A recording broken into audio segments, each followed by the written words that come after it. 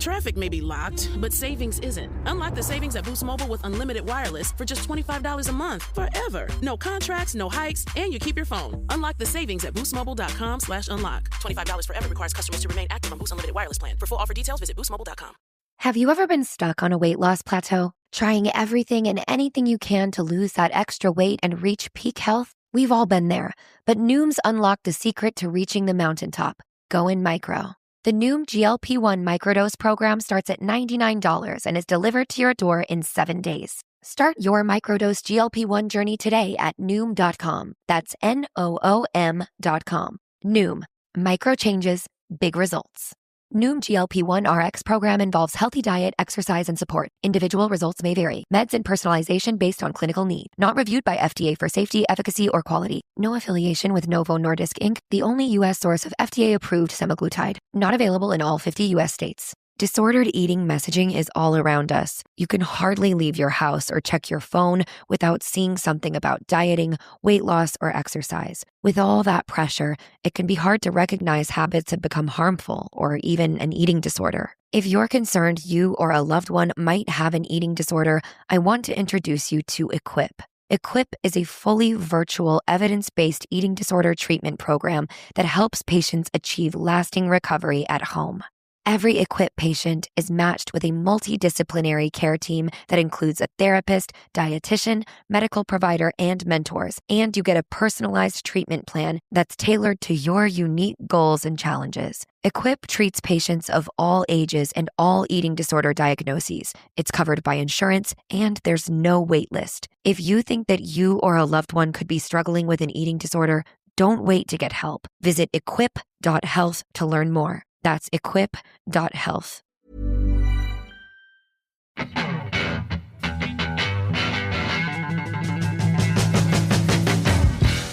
Welcome to the Neurodivergent Experience podcast, a podcast where we share the lived experiences of neurodivergent people to help create a better understanding for our community.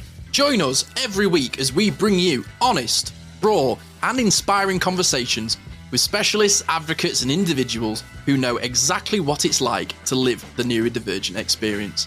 I'm Jordan James, a neurodivergent specialist, father of neurodivergent children, husband to a neurodivergent wife, and author of The Autistic Experience, and I'm joined by my best friend. I'm Simon Scott. I'm an autistic ADHD broadcaster, actor, and advocate. Join us as we journey into unravelling the neurodivergent experience. Hello, and welcome back to my show and only my... Oh, no, Scotty, I've got you here. You're here. You're here as well. We've got a guest today. He's showing up in front of his new mates. What? See, that's the first time that he's not had a rebuttal straight off the bat. He was like, oh, you found me out. I'm basically, you know, when your kid has like a birthday party and they got all their friends around and they start acting up. That is me right now. I got my new friend, Paul. I swore off friends for the last one that screwed me over. But then I met Paul and I was like, oh no, that's like an actual nice person. So yeah. So I let my guard down again. Help me, everyone. Well, that voice that you're hearing there is our guest for today. So we're talking to Paul Stanworth. He's a full-time working singer and guitarist in Horsham in the UK and is a family man living with Tourette's and helping where he can with Tourette's Action, which is a support and research charity working to improve the lives of people living with Tourette syndrome. So Paul, we obviously being a neurodivergent experience podcast, we've talked about autism and ADHD at great length, and Jordan more so than me, but I didn't realise I had Tourette's syndrome until I had my diagnosis, and I thought that thing that I do with my mouth and the blinking was just I was like, oh yeah, everyone chews their lips and can't keep their mouth still. This is just a little habit. And then I did more conversations with my parents and I realized there was a lot more going on than I thought there was. And Jordan has been really open in previous episodes about his tics. So are some of your earliest memories of realizing that you had Tourette's? Well, it goes right back to being a very young child. I myself was diagnosed late because a lot of my tics to the naked eye and ear were very subtle, and I hid them and disguised them. That little cough I did then, that was actually a tic, but you wouldn't barely notice it. That's if I cough like that, I don't have to squeak loudly, basically. So I learned how to find other things like that cough hits the frequency I need to hit to satisfy the tic. But a lot of, probably the most disruptive tics in my daily life is this 24/7 set of rituals that I've got. I also have OCD, and they're two combined together very powerfully, so that every single breath that I take, I have to be breathing in when I look at certain things or hear certain things, and out when I hear and see other things. And it's really complex. So just a very brief introduction to how it generally works. Breathe in for good things, out for bad things, but it gets much more complex than that. And you asked about my very first memory. I was probably 5 or 6 years old, and I remember that because it was a few years before I moved down south I was brought up in Bradford in Yorkshire. And I remember being outside my house in Bradford. I was 9 when I moved away, so I was younger than that. And I realised that I was walking down the street, and a dog walker had walked their dog, and the dog had left a little parcel. And back then you didn't have little bags to pick it up. They just left it. And I looked at that, and I had to breathe out forcefully whilst looking away from it. And I just thought to myself, I'd been doing this for a long time by then, and it was starting to get a bit annoying and a bit tiring. And I hadn't heard of any of my friends talking about this sort of thing, so I hadn't told anybody about it because I was embarrassed, didn't think anybody else did it. And I thought, well, if they don't have to do it, you don't have to do it. So I turned around and I looked at that dog mess, and I took a big, deep breath in, thought, I'm going to beat this, and walk away. I got 2 or 3 steps down the road before I started getting really anxious and agitated, and I had to turn around. It's like, when you're holding your breath and you have to take a breath, and after a while I just had to turn around, look at it again and breathe out. But I had to breathe out twice as forcefully then because I'd taken a deep breath in at it, and I had to double it up to balance it out. And that was at the age, maybe 6 years old. And I walked away and I cried because I thought, I'm never going to beat this. I'm just going to have to live with it. And I have ever since. I'm still doing it right now while I'm talking to you. Everything in my peripheral vision has to be the right balance, and I have to glance. You see me during the course of this, I'll be glancing all over the place. That's just so I can breathe, basically. So, well, it's funny you say that. Jordan will definitely back me up with this. I just had it there. I have to put pauses because I feel like I'm running out of air. Yeah. I will talk to somebody and I will be in full conversation, and it's not like the thought disappears. It's that there are ants behind my eyes. And if I don't look away and just have a pause like I did just then, I feel like my head's going to explode. I totally understand that. Yeah, there's a lot of crossovers there between what you've just described and what I described. I totally understand that. There's certainly the sort of power and the urges behind it, and the compulsions. We're compelled to do these things. We don't have a choice. It's we often use the word involuntary to describe Tourette's, which is correct because we don't want to do these things. But I think it's more powerful than that. We're compelled to do these things. We have to do them. They're involuntary and compulsive. And we don't have a choice in it. We don't know why, but we have to do these things. And if you don't do it, you feel worse. If you do it, you feel better briefly until you have to do it again. And it's very disruptive. So I've talked about this before, where I had very, very pronounced tics when I was younger. It's why the scene in I Swear when he's walking through the corridor and the kids are mocking him as they're walking, that just hits home so much when I think about Tourette's, because I didn't realise that other people had that. I mean, I know other people have had that. It's in my book. The first chapter of my book is all about bullying. So I know that so many people are getting bullied for being neurodivergent. But it's really interesting because I'd never really thought about my Tourette's as being like a big part of me. I always thought it was just something that was there. And like you, Paul, I've managed to sort of, because of the time we grew up, we're not that different in age. And there's that whole 80s, 90s mentality of like, especially 70s, 80s mentality of like, just just stop it. Yeah, You're being you're disrupting the class. Yeah, absolutely. You're the problem. Everyone else around you, they're not you're the problem, and you are making everybody else terrible because of you. So you just feel like shit. You feel like a fucking piece of shit. And then on top of that, you're like, what? But I don't want to do this. Like my head would fly around. My arm would shake out. I would go constantly, and this would all happen at the same time. I looked like I was doing a disco jive most of the time, and I wanted to freaking stop. Like my whole life, I just wanted to stop. But I wanted these kids to leave me the fuck alone because I just wanted to get on with my life. And now I literally managed all these years to condense it just down to my shoulder, which twitches, and my hand, which is just on the go constantly. Oh, mine's like this. Oh, yeah. I can't keep my hands still. It's like invisible piano, my parents used to call it. Yeah, it's really frustrating. I've got just this last week or two. I've always had this little tick in my little finger where I do that, but it's worse from time to time.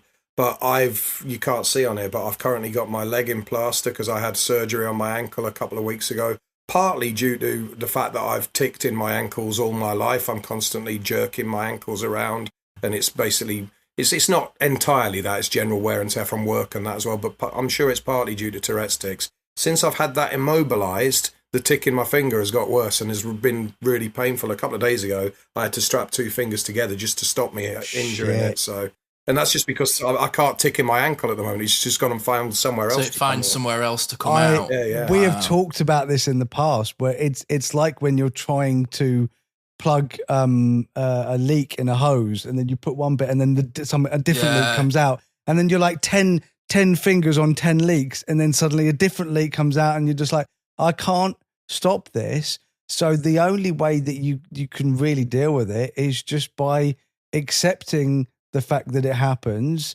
doing everything you can to make it bearable for you. Exactly. It's hard to accept it when it's hurting. That's the trouble, isn't it? So exactly. Oh God, yeah. Sometimes my hand cramps up so much, which is why I have I with my cuddly toys. I used to think it was stimming, but it wasn't. It was literally I would hold them because if I didn't, my hand would cramp up so much that my wrist, my all up my arm would just start cramping up and spasming. It was horrible. But now I've got the cuddly toys, I can just squeeze the cuddly toys and it helps massively.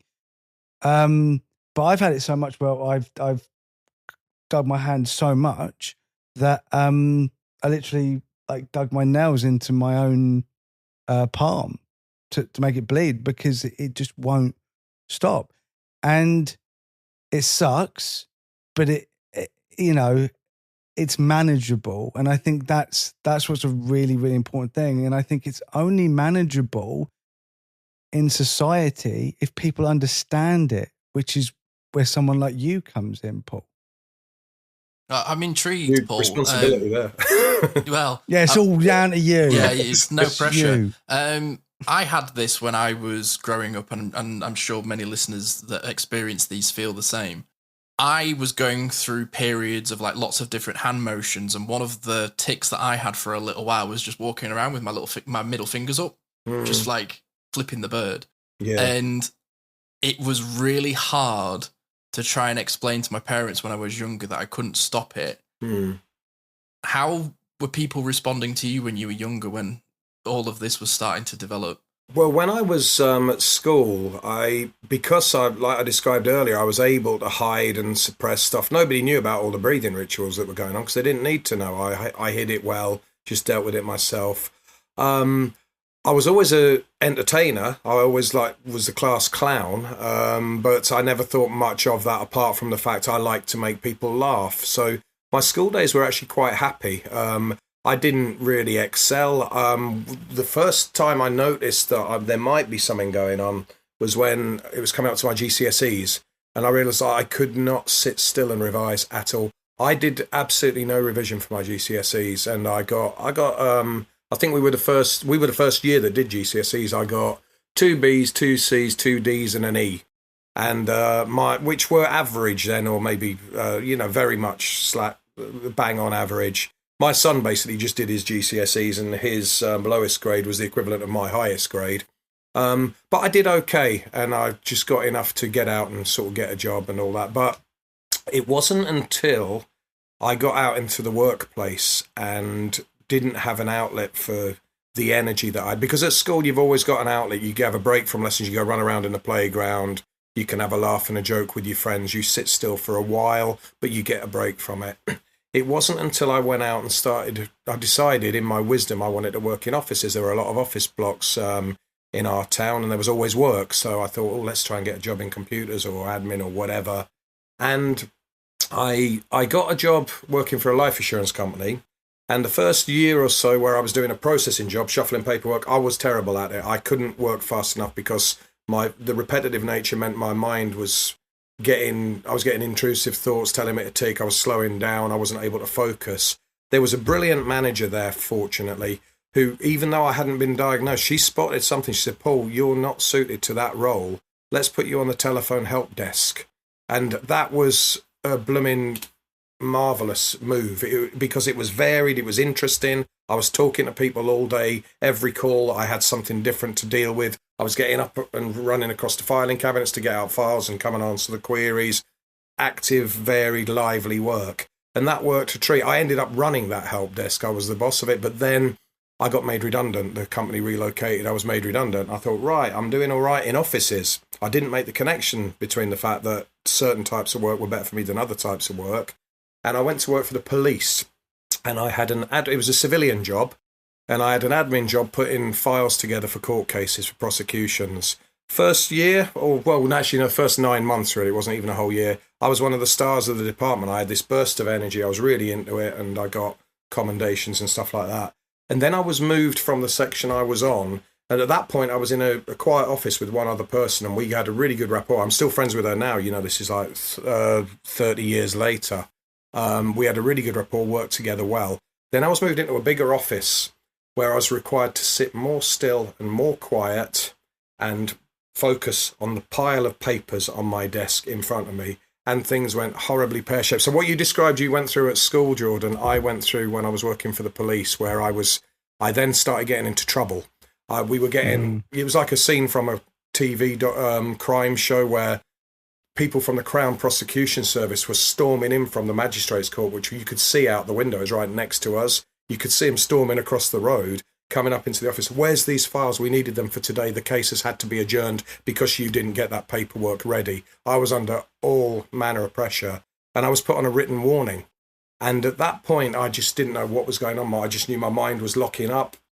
I also noticed that when I came out of work every evening, that I got to the top of the stairs. I never used the lift. I just wanted to go down the stairs because I needed to be alone on that staircase for a couple of minutes. Top of the stairs, I would just contort myself and go, and just have to, almost like, when you have a yawn and your whole body just tenses and then relaxes. I do, Paul. Yeah. And I'd been building it up all day. And then I walked home along this busy road, and I noticed that as lorries were going past, I was letting out a loud squeaking noise. So it was just everything had built up all day long and then was released at the end of it. And I happened to mention this to a girl I was seeing at the time who was a student nurse, and she said, you need to go see a doctor. Because I like to say I was in danger of losing my job over it. And she said, there's something going on here, you need to go see a doctor. And I went to see my GP, and he referred me to a psychotherapist whose name was John Davidson. And he told me, I think you have Tourette syndrome and OCD. And at first I'd been told, we think you have OCD and perhaps a bit of Tourette's, but he said, no, there's probably more of that, and they fuel each other. And he said, I don't know if you've heard of my namesake, John Davidson, but check out the documentaries about him and read up on it. And at this point I became very fascinated. And meanwhile, the written warning at the police had been ripped up, but they sent me home until I got properly diagnosed and treated.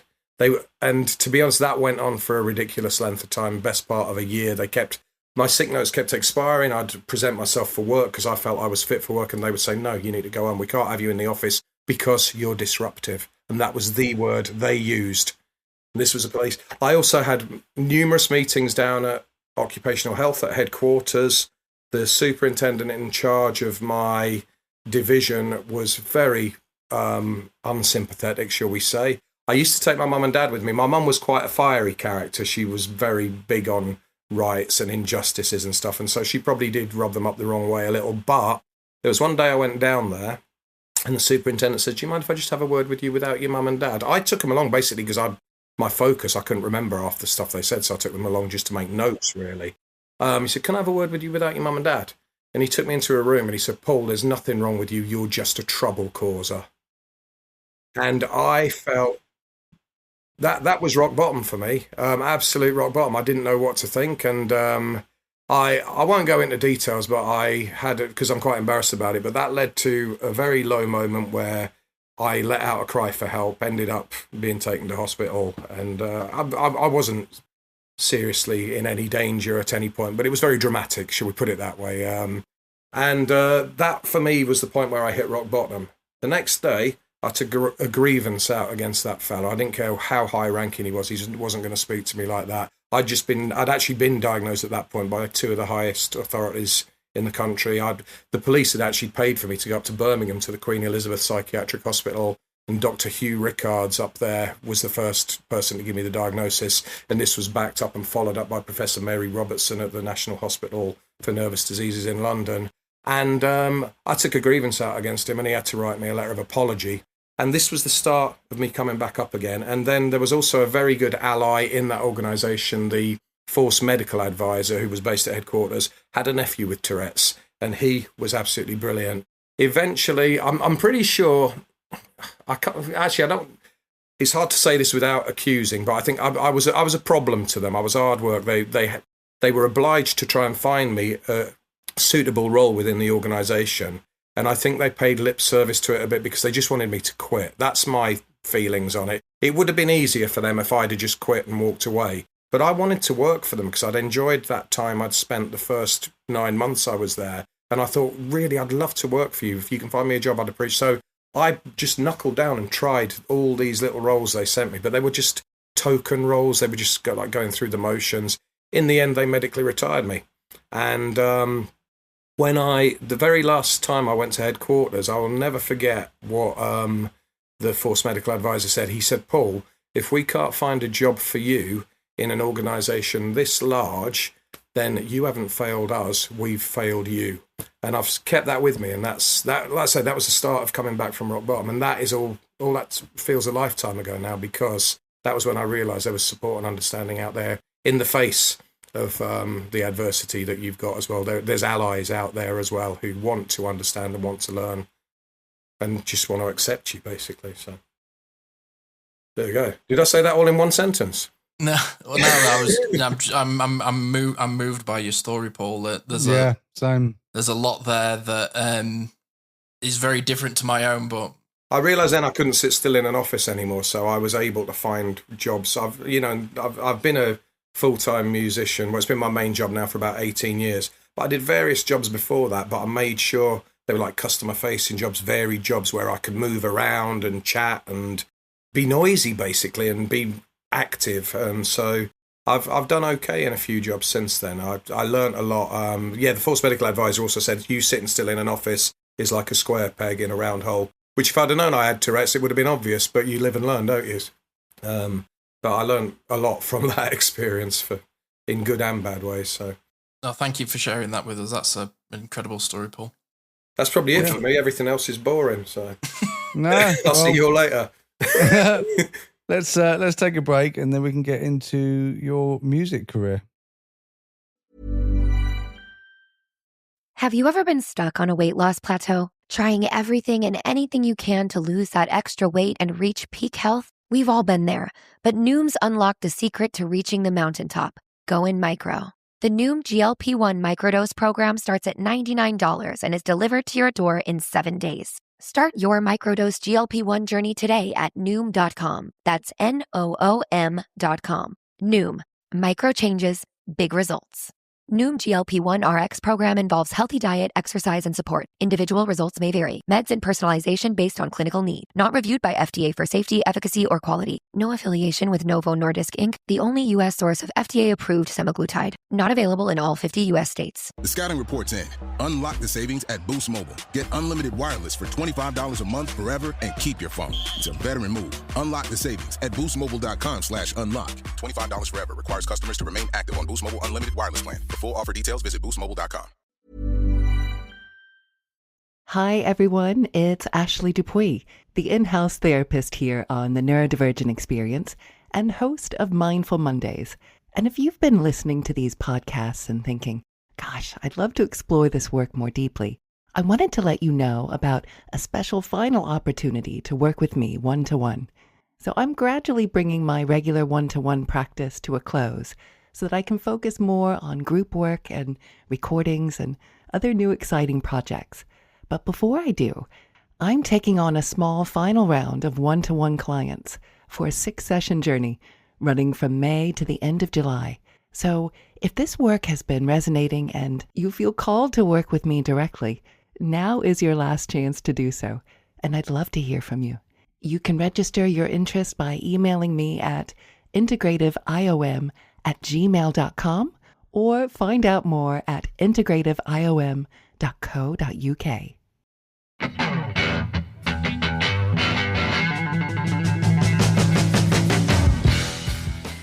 Welcome back to the Neurodivergent Experience. We've been having a conversation with Paul Stanworth, who's a full-time musician and is a family man living with Tourette's. And Paul, the first section that we just had there, that's so reflective of, I'm sure, many listeners' experiences, but definitely mine, and I know Jordan's as well. But one of the overlaps that you and I definitely have is music and a love for music and how it makes you feel. So how did you become a full-time professional musician? Because I have always wanted to. I've just never really been brave enough to go for it. I just found enough people who like bad music. That's where I I'm love going your wrong. music. You sung me Yellow Submarine and I fancy Yeah. it. I'm going to do that every gig you come to now. It's like a heartthrob moment. I've always loved guitars. I'm going to move on because Jordan's starting to flirt with me now. I've always loved guitars. You know, I used to sort of look at like just brochures of like Fender guitars and stuff, and I dreamed of having one. And they were expensive, obviously, so I didn't get one for a long time. And but I always knew that it was strange because I didn't think that I could sit still and focus enough to learn how to play the guitar, but my passion for them overcame that.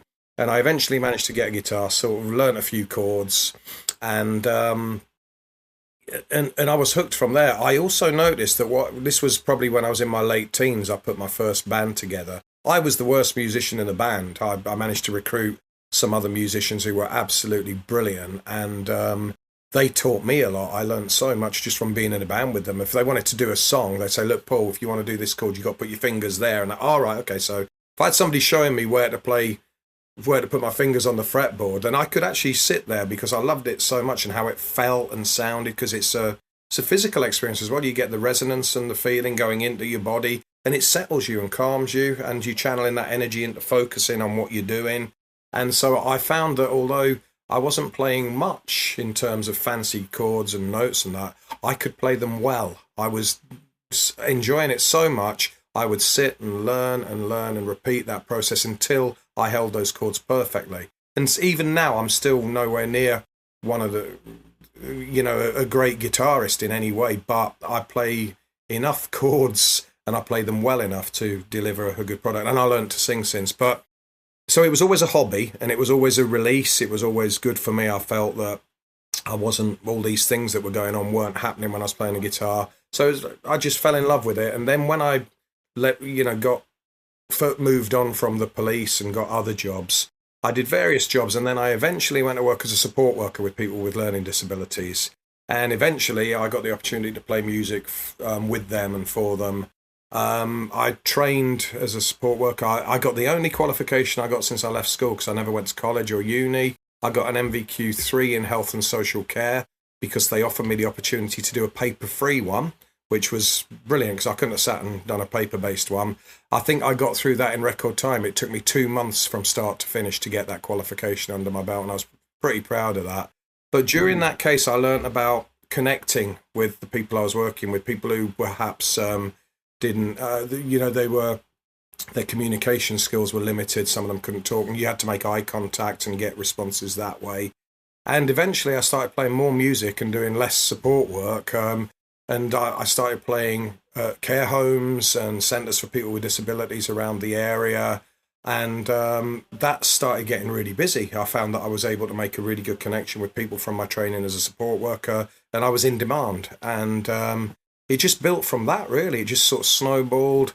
I was probably one of the busiest working musicians in the area before anybody out in the local music scene had even heard of me. And then I thought, well, let's try and tap into the pub scene a bit. And so I went and played open mics and showcases, free charity gigs and stuff. And that started getting me bookings around it. But it basically just all came about from working with people with disabilities and getting out there and using that as a platform. And that's still the sort of, the platform I build from now. I play, I'm busy now weekends. Most weekends I'll be out playing wherever I'm needed. I play pubs, clubs, parties, festivals.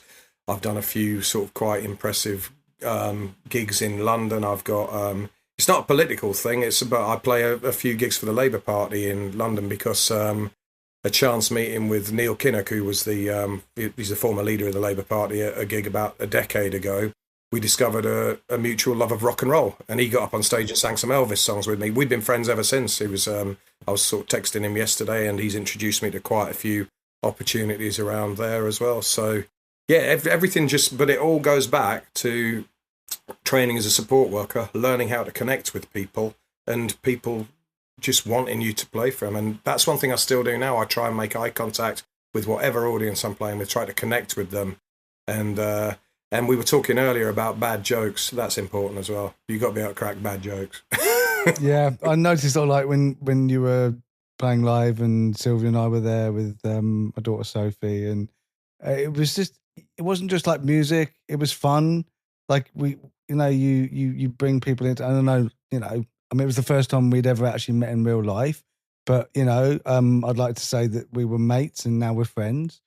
It's it was you're so welcoming, and you're so like my wife is very autistic. She's just in the way that she does find it very difficult to open up and meet people, especially new people, especially in a pub environment, and it's the first time she's ever been there, and it took a lot to get her there, but you connected. Like, she really enjoyed it. She was super tired because she'd been working all day, but she really enjoyed it, and that was because of you, because you're just that person that just makes people feel happy. And like that's a rare thing at this point in life. That is a rare thing, because there is so much misery out there. To get like a bright spark such as yourself, it just, for me, I'm just blessed to like have been able to connect with you over Facebook, which was just very serendipitous, I have to admit, the way that all happened. We won't go into it, but it was very serendipitous. Well, that's really kind of you, and I'm touched by that, because to be honest, that's sort of, I mentioned earlier, I'm not a great guitarist. I'm a fairly good singer, I think. I thought it was really good, dude. But I'd sort of put everything together, and I think the glue that binds it all together is the connection with the audience. And that night you came to the gig, that was at the Bedford Arms in Horsham, by the way. I should give them a little plug, because it was a nice little place to go, and there's a bit of space there as well. And it wasn't exceptionally busy. There was a few groups of people, and on a night perfect for me. Yeah, well, but on a night like that, when it's just me playing solo as opposed to with a noisy band, which I sometimes play with, I try and take the opportunity to try and get to know the entire audience. I was talking to you guys for a bit. There was a couple at another table, and they'd come in and they stayed till the end, because we were just bouncing off each other, and you just, so it becomes a sort of social thing where we're all there together. I'm not playing at the audience. We're all Just You're playing with them, not basically, and they're part. I love it when the audience becomes part of the show. I suppose where because there's a lot of gigs you do where it's your job to create an atmosphere, at weddings or various parties and that, where families quite rightly want to get together and have a chat, catch up with each other, might not have seen each other for a while, and you just quietly go about your business in the corner, and it's still nice, it's enjoyable, you're providing a service, but it's so nice to be able to chat and connect with an audience, and that's what I really thrive on. I try to do that. That is, for me, is probably more important than I need to be able to sing and play the guitar, but that's the glue that binds it together, as I mentioned. That's something I always try and focus on, and I learned that, as I say, from working as a support worker, just that skill of connecting with people and communicating with people. Just quick, I just want to say it's you are such an inspiration for so many young people who are neurodivergent in any way, who are literally just sitting around going, I'm never going to be able to do this. I'm not going to be able to have friends or talk to people. I'm just not going to be able to do this. I can't do this. And you and me and people like us and Scotty who has just so many friends and I have so many friends. We have so many friends and we make wonderful connections. And I just wanted to say to anyone listening who is struggling with friendships, is struggling with connection, just don't be hard on yourself. Just be patient. There are people out there. Your tribe is out there. And we always seem to find it. I didn't have any real friendships outside my own family, my family that I'd made, not even my brothers and sisters. They weren't my friends. I didn't have any friends until I went on social media in 2019. And now I've got so many wonderful connections and it feels so good. But yeah, Scotty, you love music too. And so how does music help you? That's what I want to know. Oh, goodness me. Well, I'll use an example, and I'm sure you'll agree with this, Paul. I find the best stim that I can do is singing. It's like I am struggling to control my diaphragm a lot of the time when I'm talking. I run out of air mid-sentence all the time. But when it comes to singing, I don't know many people that have breath control like I do. Ironic, right? Like, I can sing a song in, my baritonal voice and have such a booming resonance. And then as soon as I'm talking to strangers rather than singing to them, it's like everything just closes up. You go from Johnny Cash to Joe Pasquale in 2 seconds. So. I couldn't agree more. It's like, even when I'm so aware, when I'm talking to people, how much I'm in the top of my palate and I'm not resonating, and I can feel myself, or my larynx getting tight and squeaking. And then as soon as I sing, people are always so taken aback by the boom of my voice. And even when I was playing guitar, I used to be in a guitar orchestra at school, and I went right from sitting right at the back to my teacher eventually putting me right at the front. And I was constantly moving it from my left knee to my right knee, and she was like, no, it's got to be on your left knee. I was always moving my hand position because I never felt like the technique was what was right. For me. I was just always moving around. Are you right-handed, by the way? I am right-handed. So if you're putting it on your left knee, were you taking classical lessons? So I was taking classical lessons, but I was constantly... Not comfortable. It's not comfortable. And also as well, my wrist was locking up because one of my stims is to roll my wrist. So I felt like I was constantly doing that. And I ended up having a conversation with my guitar teacher about it, where I was saying to her, when we're playing these songs, I find following the music and playing what everyone else is playing really boring. Can I just improv? She went, yeah, go for it. And I started doing solos and started going from the 3rd fret down and going in different keys and adding things to stuff. And it made me a lot better musician to have that sort of freedom and choice. But the thing that I loved so much about playing music is how much it opened music up to me, in that I stopped worrying about what other people would like and just listened to stuff that made me feel good. And it's basically been the one constant in my life is my music collection, and my playlists are like so precious to me. Like if my house set on fire now, I would be stood in front of my vinyls going, well, I think I need to take that one, and I need to, like, the room would be filling with smoke and I would be frozen. I wouldn't know what to pick up. I've got a box of CDs that are very precious to me, and some of them are by a band called the Rainmakers. They had a hit in the UK in the 80s, and I've loved them ever since. I know them now. I've actually worked with a couple of guys. They're from Kansas City, and their CDs are hard to get hold of, so I've got a box that I keep them separate from the rest of my collection. That's just so I could grab it if there was ever any problem. But interestingly, there's one of their lyrics was, I reached for a figure through the smoke and the sparks. Which one did I take, the girl or the guitar? Sorry, which one did I save, the girl or the guitar? So, but yeah, you can sort of,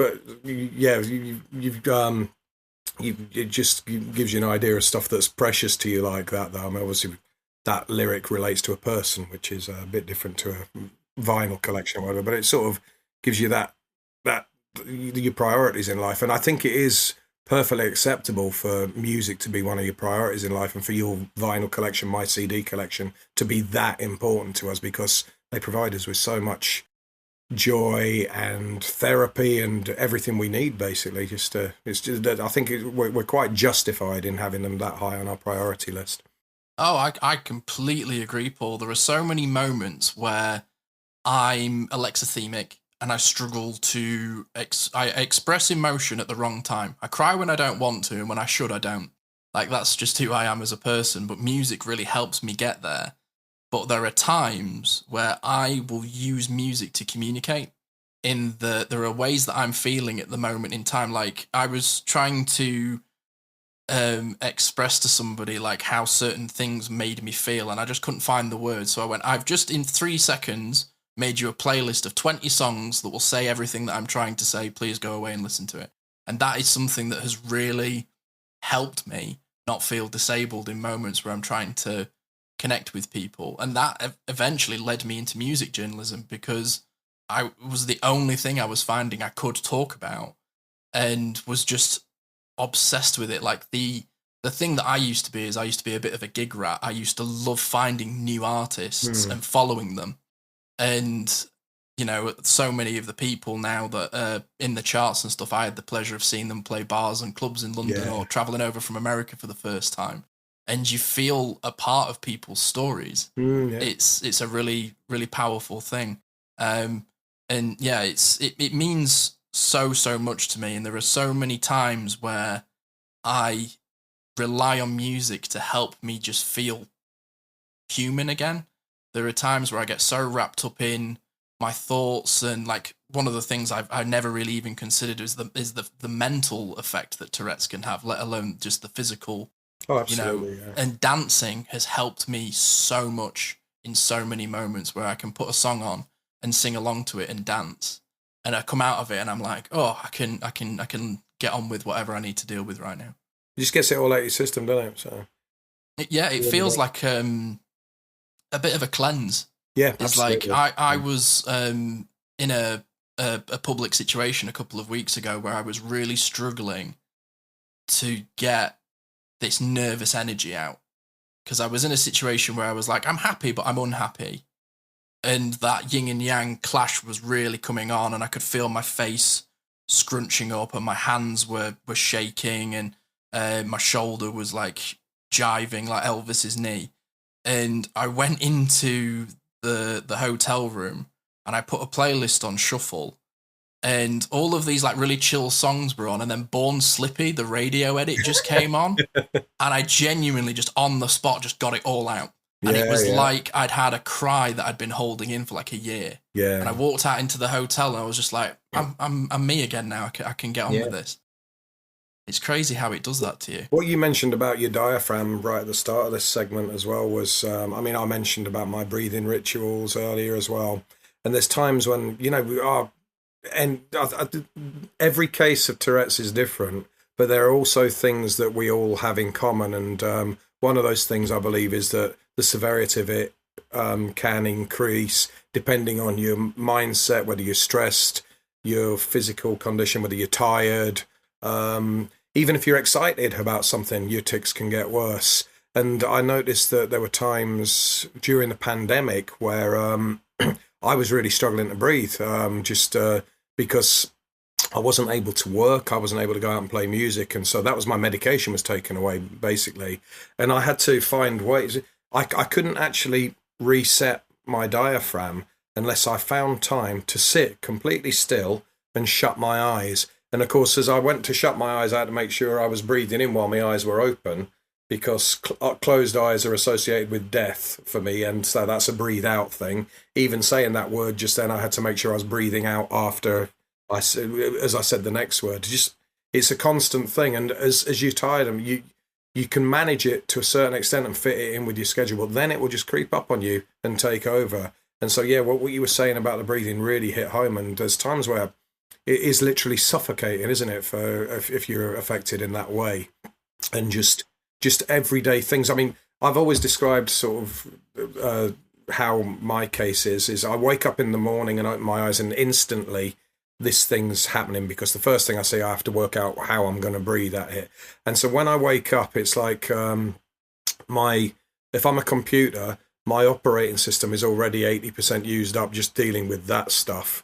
And then you've only got 20% left to deal with whatever the day throws at you. And before long, you will fill up. And if you don't manage it right and it fills up too much, then you're just going to lock up. You're going to hit a crisis point. It's just the way it is, because you don't have the processing space left for everyday things that other people who aren't affected do. And that's the way I always look at it. And I try and make sure I'm not. And that's where overload comes in as well, because we're very quickly overloaded by just things that a lot of people would take in their stride as everyday life. I mean, I had it just the other day, Paul. I'm scrolling through the news. I've been looking at all the Artemis 2 space stuff.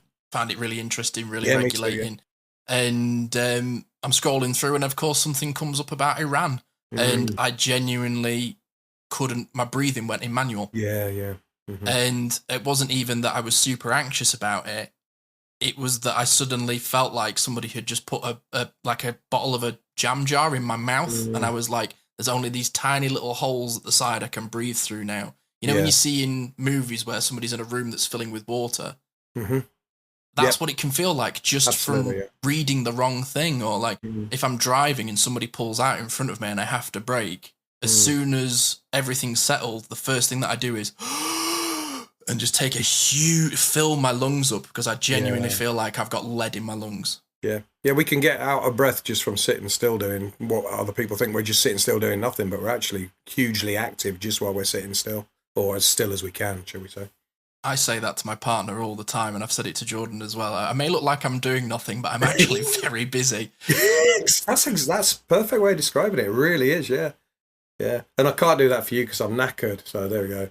Actually, no, it's tempting to milk it sometimes, but I remember once I was just winding my wife up about something, and I just looked at her, and I know she knows the difference between because I don't have like coprolalia and things like that, so I think I said something that just not rubbed her up the wrong way, but I was pushing my luck, put it that way. And I just looked at her with a cheeky smile and just went, "It's Tourette's." And she looked back at me, and without even taking a breath, she said, "It's not Tourette's, Paul, it's you being an arsehole." And she was right. I was going to say, should we have one more break and then we can talk about our favourite neurodivergent movie? Have you ever been stuck on a weight loss plateau, trying everything and anything you can to lose that extra weight and reach peak health? We've all been there, but Noom's unlocked the secret to reaching the mountaintop. Go in micro. The Noom GLP-1 microdose program starts at $99 and is delivered to your door in 7 days. Start your microdose GLP-1 journey today at Noom.com. That's Noom.com. Noom. Micro changes, big results.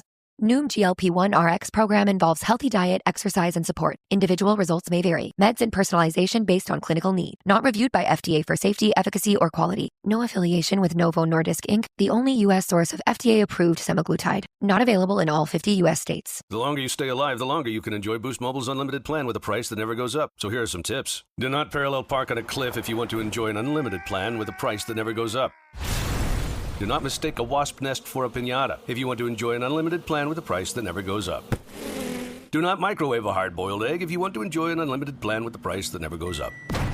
Stay alive and enjoy unlimited wireless for $25 a month forever with Boost Mobile. After 30 gigs, customers may experience slower speeds. Customers will pay $25 a month as long as they remain active on the Boost Mobile Unlimited plan.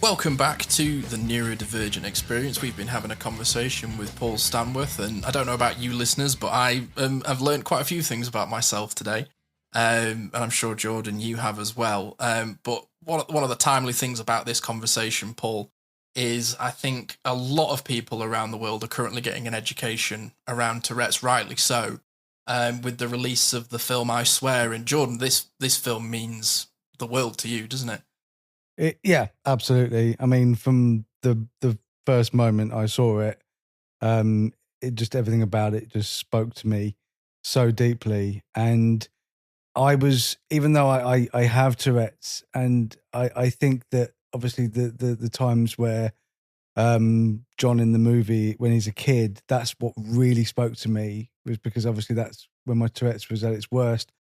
But what spoke to me as him as an adult was, you know, how he let his neurodivergent disabilities, he didn't let it define him, and how the people around him became accepting of him and made him feel good about himself.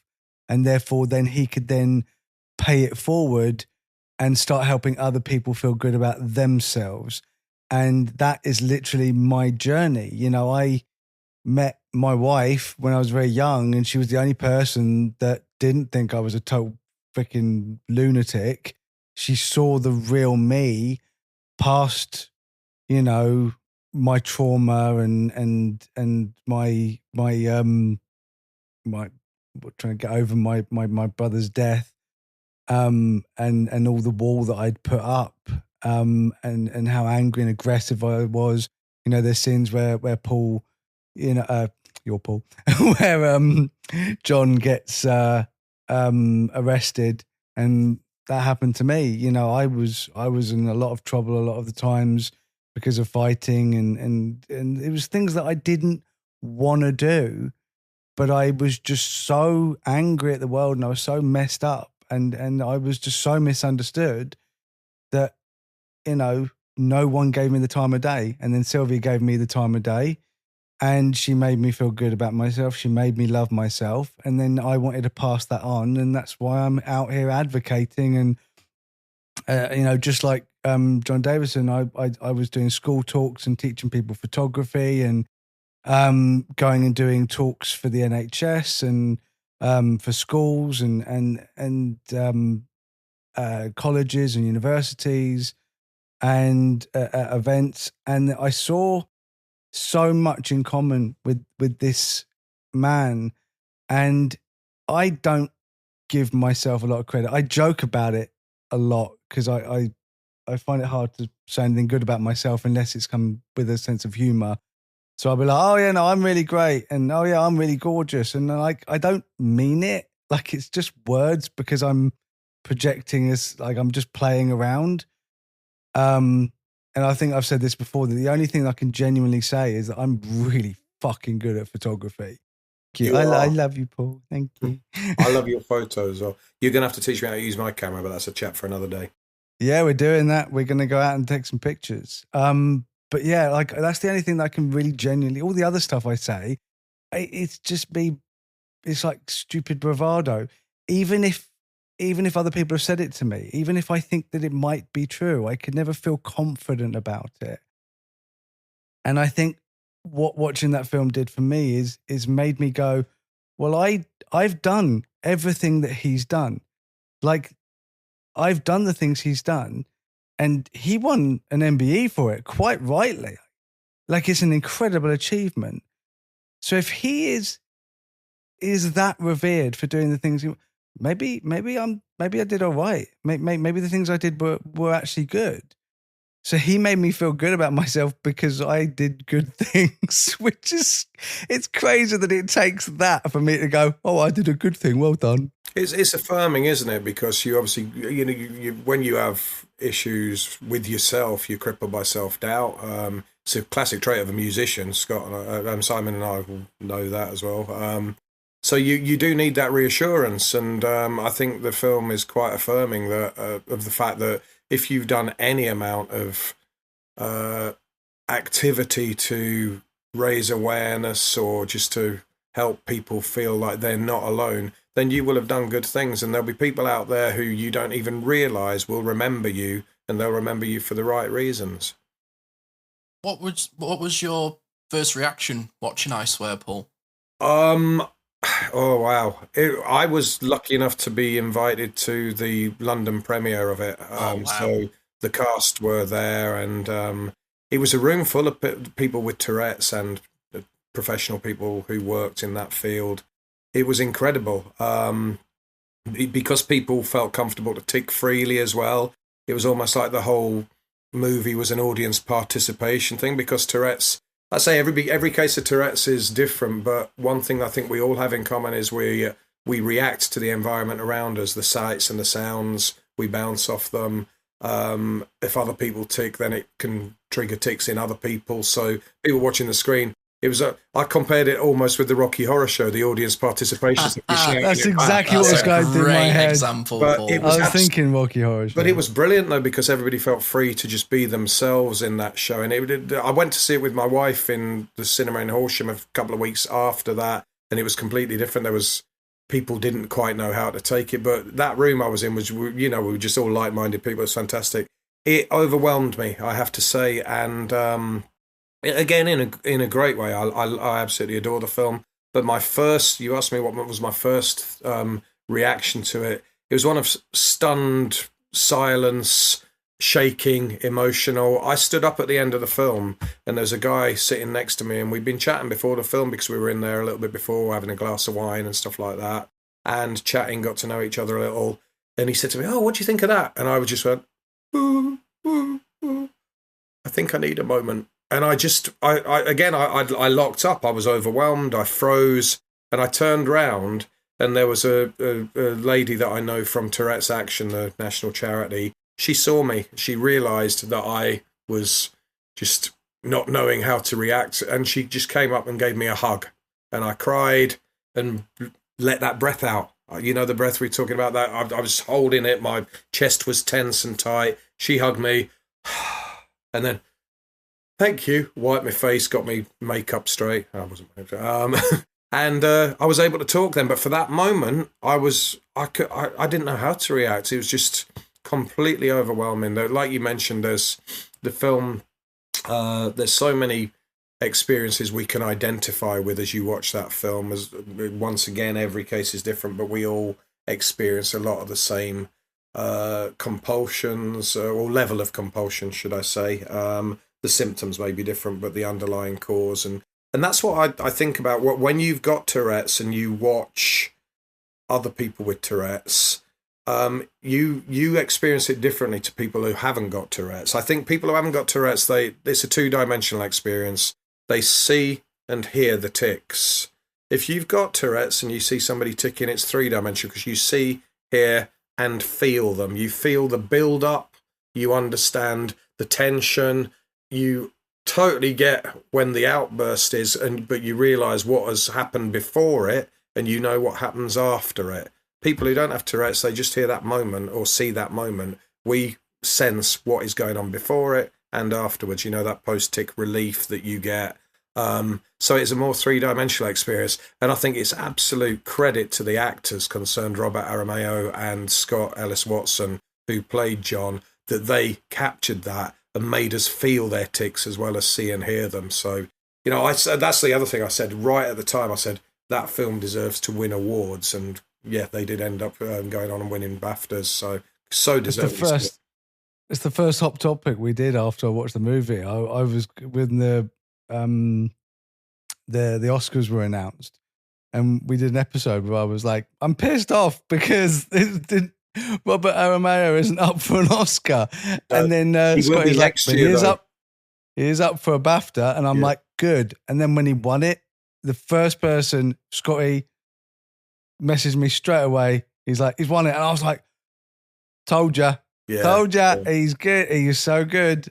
But the only reason they're not in the Oscars this year is because the film hadn't been released in America. It's released later this month, so they should be up for Oscars next year. Oh, okay. I didn't know that. I learned something. I just thought they'd just been snubbed, so fingers crossed. No. It's released in America, I believe, around about the 24th, 25th of this month, I think. And so, yeah, there's still a chance they could get Oscars, and they blooming deserve them. Oh, yeah, because I know that when I've done posts about it, people in Australia got supporters in Australia. They've been like, oh no, it's coming out this month. Yeah. So I think it's going global, which is funny because we've already got it on Netflix and I've watched it like 5 times now. I'm just like, yay! But the first thing I thought as soon as I finished it, I just started messaging everyone I knew. I was like, this movie, oh my god, this movie.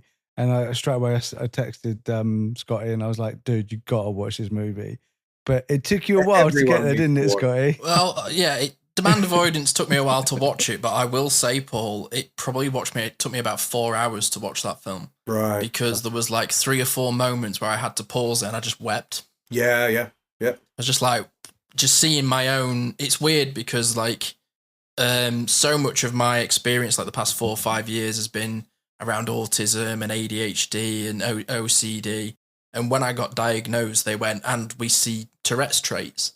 And at the time, it just sort of, there was so much going on that it didn't even really occur to me, Tourette's. So I was just like, oh, yeah, I'm collecting everything today. I'll just throw that in the pile.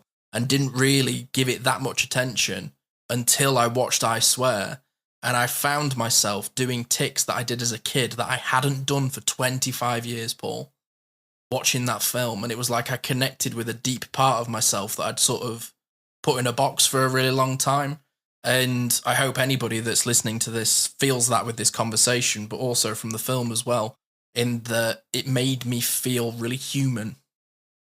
No, it's absolutely brilliant in that way. And I've actually, most of the people I know that have seen it have been very, very positive about it. I've only had a couple of sort of negative reactions, and they've actually been from people close to me who actually in their defense were trying to speak up for me because what they've said, because I don't have coprolalia, which is the swearing tics. And over the years, there's certain feelings among certain peoples that coprolalia is what people think Tourette's is. If you mention Tourette's, they think, oh, but you can't have I used to be in that camp. Swear. Can I just interrupt you very quickly? I've been sitting here with a question on my lips waiting to ask you, and I can't believe that you're bringing this up because this is exactly what I wanted to ask you, is that as positive as we are about this movie, do you feel negative at all that it doesn't represent anyone else's version of Tourette's and it only represents coprolalia? Is that a negative at all? No, I don't think it is at all, because I don't think it actually does just showcase coprolalia. I think John's personal case is so complex that if you're ever going to choose one person to do a biopic on, he's the man who will represent a wide range of people with Tourette's. Because if you watch that film closely, he doesn't just wander around shouting out swear words. No, absolutely not. He licks lampposts, he shouts, I've got 2 aces, and stuff when he's playing cards. I did a great accent there, perhaps. If Kirk Jones, the director, I've been in touch with him recently. If you want me to audition sometime, then haha. No, anyhow. But I think that John's case is just so wide-ranging that, and as we've all just mentioned in this conversation, we felt things whilst watching that film. We felt, yeah, he's doing stuff that we do. We just don't do the shouting out, the swearing, but a lot of the stuff that he's doing and the stuff that we can see and feel is going on, and that, you know, the stuff that connects us all with Tourette's. I think it was covered sufficiently in the film. Plus, at the end of the day, it's one person's life story, and you can't get hold of somebody's life and change it just to suit a narrative. You're either going to do an accurate description of his life story or not. Fortunately, John's life story does reach out across the board to a lot of people And I think just about everybody with Tourette's will watch that film and identify with at least parts of it, even if they don't have exactly the same symptoms as him. But I think also one thing I mentioned to these two guys, one of them's, I'll say it, one of them was my dad, and my dad was sticking up for me. He was caring about me. He says, they haven't really expressed your case of Tourette's. And I said, well, they have, to be honest. He's had motor tics and other vocal tics that aren't the spectacular swearing things, the things that got him into trouble, and that is throughout the film. He's constantly ticking, and and now I've got a tool. And if in the past, if somebody said to me, you can't have Tourette's because you don't shout out swear words, I've had to have a long conversation and explain it. You know, I just touched on the breathing rituals earlier in this podcast. I could talk for hours about that, and sometimes I've had to. You know, when I was trying to get it across to my employers at the police when I was young, months and months we spoke about it, and they were questioning and trying to say, where does your personality start and where does your illness end, and vice versa. It was such a rigmarole. Now, I swear, has given me a tool when people say to me, what is your Tourette's like then, because you don't shout out swear words? I said, well, watch I swear and ignore the swear words, because that's what I've got, basically. All the other stuff that John's doing, I identify with that. I'm sure you do too. So I think it covers enough. And as I say, you can't just take a real human being and edit his life story if you want to do an accurate portrayal of what he's been through. And I think Kirk Jones, the director, has done an incredible job of it and got a lot into that film that we can all identify with and use as a tool to our advantage when trying to explain it to other people. Yeah, I mean that's why I wanted to ask that question, because I knew you'd be the person that would answer it beautifully, because there will be people who will say that, because especially with neurodivergence, there is so many stereotypes for different conditions. You know, ADHD, can't concentrate. Dyslexia, can't spell. Autism, can't look you in the eye. And it's like that those things may be true for some of us, may be true for not some of us, but it doesn't mean that we're not autistic, ADHD, dyslexic, Tourette's. It just means we are in different ways. And I think what I loved about the movie is it's getting people to ask more questions. So they can see that it's not just the swearing that you said, it's so much more. And it also brings a conversation starter about OCD, which is definitely something that I am really sick of people not understanding OCD and just go, oh, that's a cleaning thing. Oh my God. I don't clean and I've got OCD. Yeah. I wish it was a cleaning thing. My wife would freaking love me. My wife too, yeah. It's not a cleaning thing for me. For me, it's if I don't do this, maybe my house will collapse thing. And it's got nothing to do with cleaning. It could be biting myself, which is not great. But it's different for everyone, and I think you're absolutely right, Paul. It showcases that so well, and I think that it's like a lot of people could say, "Oh, it's like a Tourette's version of Rain Man," and it's like, you are wrong. You're wrong. It is not that. What it is it's the shining example of going forward. What I want to see for every disability representation, especially when it comes to invisible disabilities, that's the representation. That's what we need. That's the gold standard, and that's what I want to see for going forward. Is real people, real lives, real experiences showcased in a positive and negative way. Show both sides of that coin. Mm-hmm. I think it really helped that John was very involved in the making of the film as well. And yeah, that's what we need. Jones, nothing about us without us. Yeah, and Kirk Jones, the director, was very attentive to him and was. We should get him to do all neurodivergent movies. He needs to do one on autism. I was thinking exactly that. We need an autism one, an ADHD one, and a dyslexic one. I'll email Kirk later and we'll commission him. He has to write. He has to do eventually be like the Star Wars franchise, right? Yeah, tell him to read my book and do the story, but don't tell anyone it was me, because I don't want to be famous like John Davidson is famous. I don't want that. Yeah. So call me Jeff Bridges. That's not a name that exists.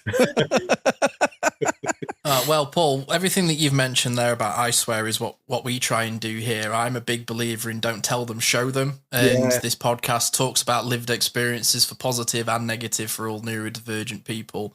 And having this conversation about Tourette's today, I really hope any of our listeners will come away and take something from it. But if there's anybody that's listening to this, Paul, like I was, where they have an autism diagnosis and Tourette's is just thrown into the pile, and they think nothing of it, and they're trying to learn more or understand themselves, what advice would you give to that person? Oh, I don't know. You're making me sound like some kind of guru now. You are the guru. I don't know. I just thought I was some sort of music diva, but I'm a guru now.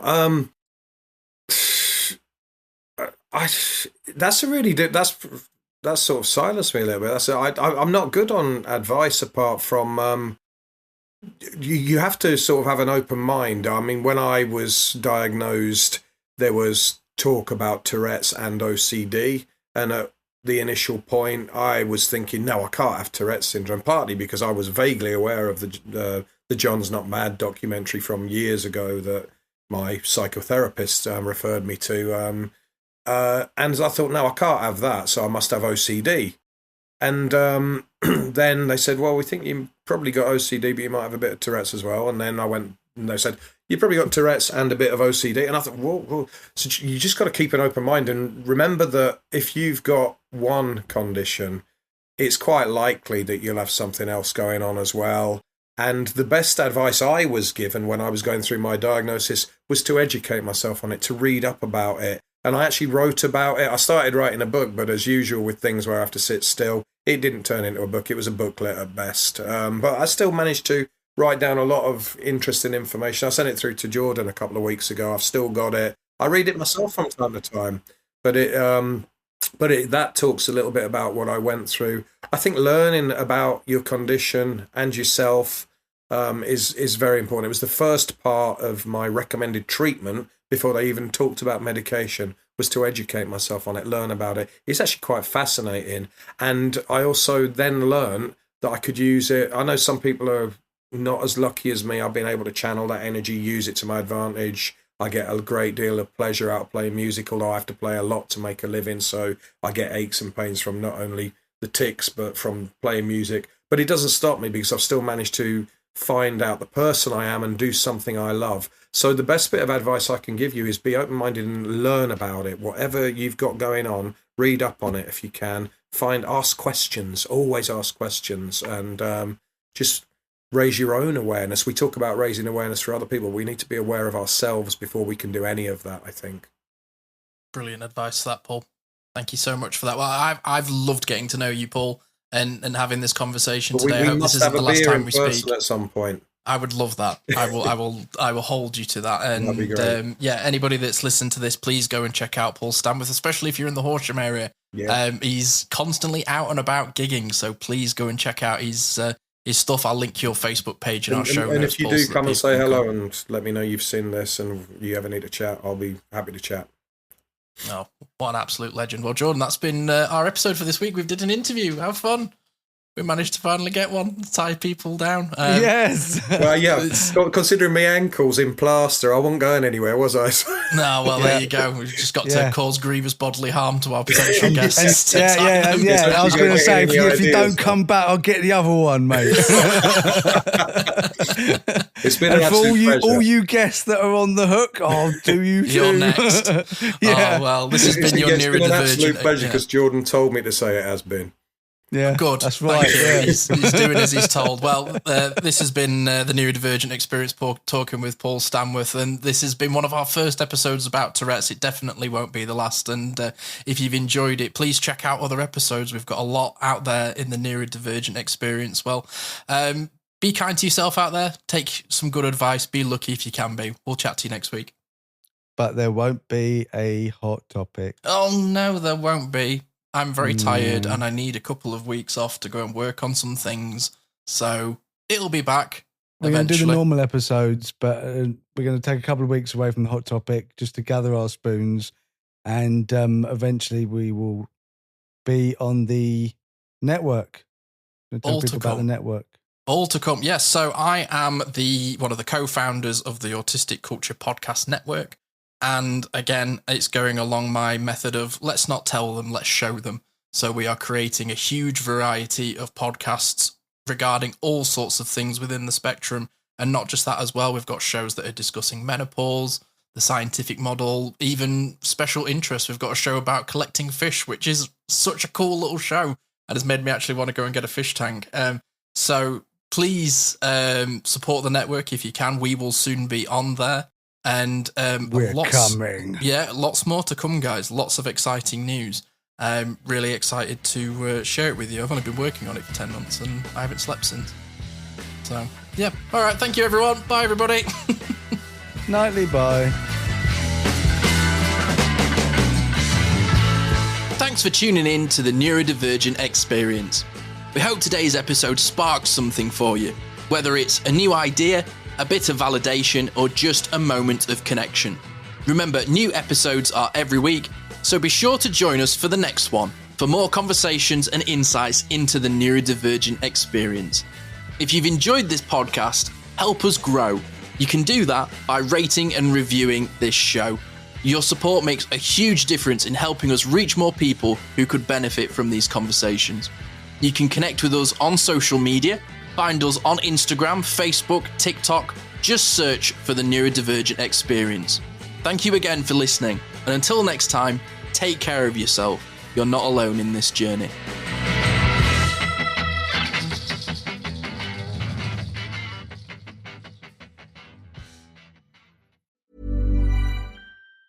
Traffic may be locked, but savings isn't. Unlock the savings at Boost Mobile with unlimited wireless for just $25 a month forever. No contracts, no hikes, and you keep your phone. Unlock the savings at boostmobile.com/unlock. $25 forever requires customers to remain active on Boost Unlimited wireless plan. For full offer details, visit boostmobile.com.